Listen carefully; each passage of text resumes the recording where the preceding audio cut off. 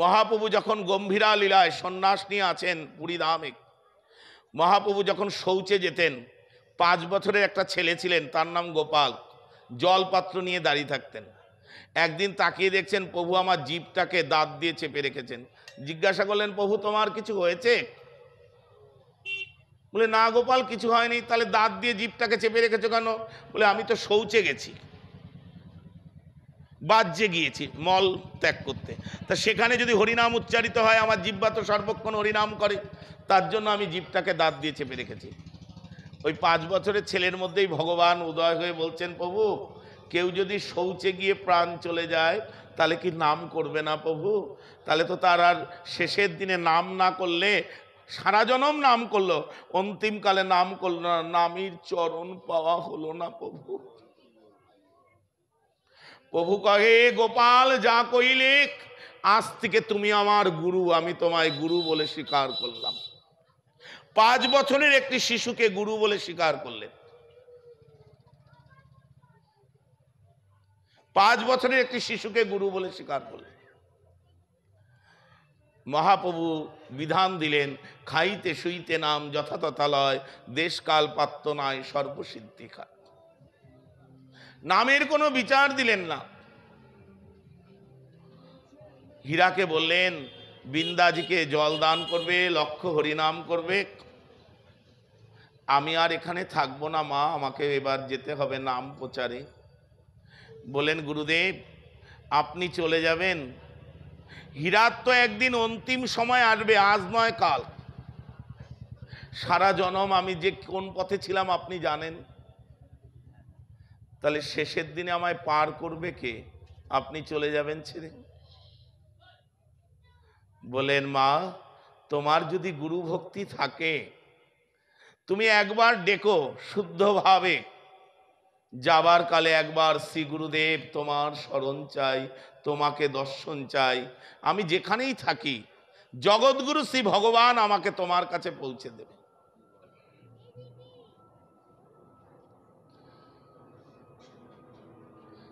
এই বেনাপোল পাটবাড়িতেই হীরাকে উদ্ধার করেছিলেন হরিদাস ঠাকুর।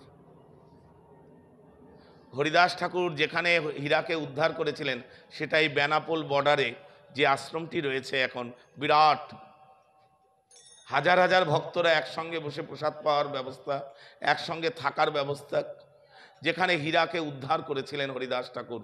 হীরার ভজন কুঠিরই হচ্ছে এই বেনাপোল বর্ডার, হরিদাসপুর।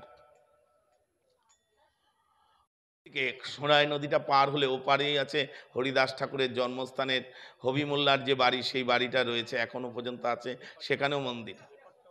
আর যেখানে এসে পরবর্তী বনগ্রামে ভজন করেছিলেন, সেখানে ভজন কুঠির আজও বর্তমান বনগ্রামে, যেখানে তিনি ভজন করলেন পরবর্তীকালে যখন হীরাকে উদ্ধার করে চলে আসে। হীরা বললেন, আমার গতি কি হবে? বলেন, তুমি ডেকো, আমি যেখানে থাকি সেখান থেকে উদ্ধার করো। হীরা বললেন, আমি তো কামনা বাসনায় জর্জরিত, আমি ডাকলে কি তোমার সাড়া পাবো? বলেন, হ্যাঁ পাবে, তুমি সেদিন ডেকো। বলেন, ওহে শ্রীগুরু বৈষ্ণব, তোমার করুণা হবে তো। চরণ ধরে কাঁদছেন হীরা। হরিদাস ঠাকুর বললেন, মা তুমি চিন্তা করো না, তুমি নাম করো আর বৃন্দাজির সেবা করো, আর কিচ্ছু করতে হবে না।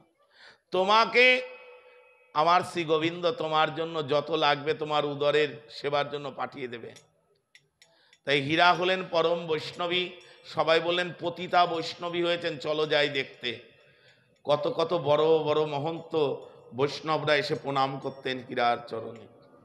হীরার যখন বয়স হলো, চলার ক্ষমতা নাই, বলার ক্ষমতা নাই, হীরা তখন বললেন, গুরুদেব আপনি বলেছিলেন দেখা দেবেন, আমার ভজন হলো সারা, আমার সাধন হলো সারা, চলার ক্ষমতা নাই, একবার যাবার কালে গুরুদেব দর্শন দাও, একবার দেখা দাও, তুমি যেখানেই থাকো, তুমি কোথায় দয়াল, একবার দেখা দাও।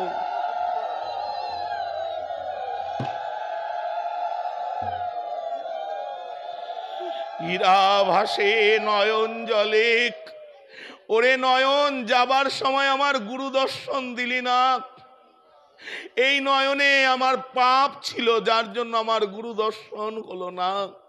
এই নয়নে কত রাজা জমিদার রাজপুত্রের মন ভুলিয়েছি। ওরে পাপের নয়ন কি হবে নয়ন, যে নয়নে গোবিন্দ গুরু দর্শন হয় না, সেই নয়নে বাজ পড়ুক আমি অন্ধ হয়ে যাই, আমার এই নয়নের প্রয়োজন নাই।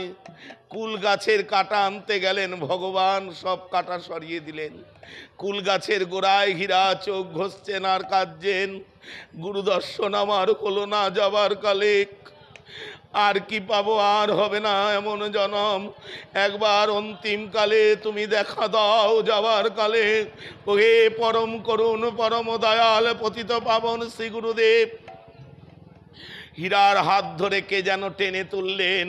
হীরা, আমি এসেছি। কে? আমি তোমার গুরু, আমি হরিদাস, আমি এসেছি। এসেছো প্রভু দয়াল, এসেছো দেখা দিতে। আমি কথা দিয়েছি, কথা তো রাখবই, আমি তো এসেছি। তোমার ভক্তি আছে, সেই ভক্তিতে আমায় টেনে এনেছে।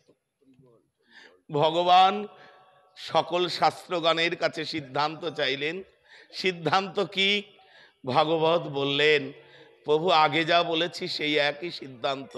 বলো বলো ভাগবত। ভক্ত